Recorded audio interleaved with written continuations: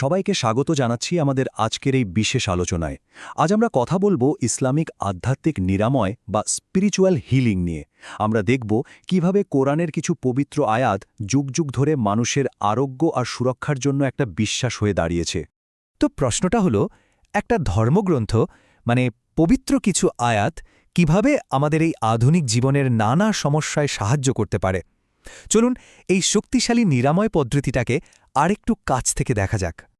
দেখুন, আমাদের সবার জীবনেই কিন্তু এমন সময় আসে যখন আমরা মানসিক, শারীরিক বা আধ্যাত্মিকভাবে খুব কষ্টের মধ্যে দিয়ে যাই। এটা আসলে সবার ক্ষেত্রেই সত্যি, আর মানুষ অনেক আগে থেকেই এর একটা সমাধান খুঁজে চলেছে। আর ইসলামে এই প্রতিকারের জন্য একটা খুব শক্তিশালী পদ্ধতি আছে, যেটাকে বলা হয় রুকাইয়া। এটা শুধু একটা প্রথা না, বরং কোরআনের কিছু বিশেষ আয়াত পাঠের মাধ্যমে আল্লাহর কাছে আরোগ্য আর সুরক্ষার জন্য মন থেকে করা একটা প্রার্থনা। তো রুকাইয়া ঠিক কি ক্ষেত্রে কাজে লাগানো হয়? যেমন ধরুন, আধ্যাত্মিক কোনো অস্থিরতা, শারীরিক অসুস্থতা, মানসিক চাপ, এমনকি জাদু বা কুনুজরের মতো নেতিবাচক প্রভাবের বিরুদ্ধেও এটা ব্যবহার করা হয়। এর আসল উদ্দেশ্যটাই হল বিশ্বাসের শক্তিতে শান্তি আর সুরক্ষা খুঁজে নেওয়া। আচ্ছা, এই রুকাইয়ার একদম গোড়ার কথা যদি বলি, তাহলে প্রথমেই আসে কোরআনের প্রথম অধ্যায় আল ফাতিহা, যার মানে হল সূচনা। এই সূরাকে কিন্তু উম্মুল কোরআন বা কোরআনের মাও বলা হয়। এই আয়াতটা কিন্তু সরাসরি আল্লাহর কাছে সাহায্য আর সঠিক পথের জন্য একটা আরতি। এটাই নিরাময় প্রক্রিয়ার ভিত্তি তৈরি করে দেয়, যেখানে একজন মানুষ নিজের সীমাবদ্ধতা স্বীকার করে সম্পূর্ণভাবে ঐশ্বরিক শক্তির ওপর নির্ভর করে। এরপরেই আসছে কোরআনের অন্যতম শক্তিশালী একটা আয়াত, আয়াতুল কুরসি বা আরশের আয়াত। এই আয়াতে আল্লাহর অসীম ক্ষমতা, জ্ঞান আর সার্বভৌমত্বের একটা অসাধারণ বর্ণনা দেওয়া হয়েছে। বলা হয়, এই আয়াত পাঠ করা মানে সুরক্ষার জন্য একটা দুর্ভেদ্য দেয়াল তুলে দেওয়া। এটা আমাদের মনে করিয়ে দেয় যে আল্লাহর ক্ষমতা কতটা বিশাল, আসমান ও জমিনের সবকিছুই তার নিয়ন্ত্রণে, আর তার জন্য কোনো কিছুই অসম্ভব না। তার মানে বুঝতেই পারছেন, আয়াতুল কুরসি শুধু একটা আয়াত না, এটা নেতিবাচক শক্তির বিরুদ্ধে একটা শক্তিশালী আধ্যাত্মিক অস্ত্র আর নিজের বিশ্বাসকে আরও মজবুত করার একটা উপায়। এবার আসি সূরা আল বাকারার একেবারে শেষের দুটি আয়াতের কথায়। রুকাইয়ার জন্য এই আয়াতগুলো কিন্তু ভীষণ গুরুত্বপূর্ণ। এই আয়াতগুলোতে একজন বিশ্বাসীর আল্লাহর প্রতি গভীর বিশ্বাস আর আত্মসমর্পণের সারমর্ম ফুটে ওঠে।